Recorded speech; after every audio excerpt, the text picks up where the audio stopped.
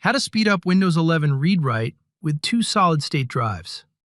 This is a computer using only one solid-state drive. I added another hard drive with a capacity of 120 gigabytes. Current read-write speeds when using only one solid-state drive.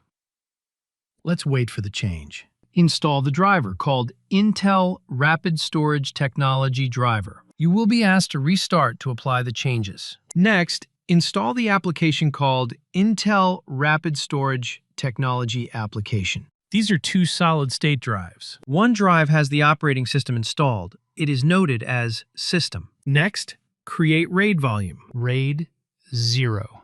Optimize disk performance. Select both solid-state drives. Do not delete data on the system drive, and delete data on the unused drive. Create RAID volume.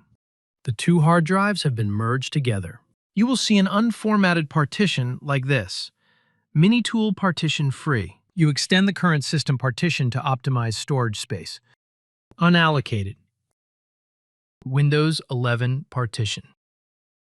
Extend. Unallocated.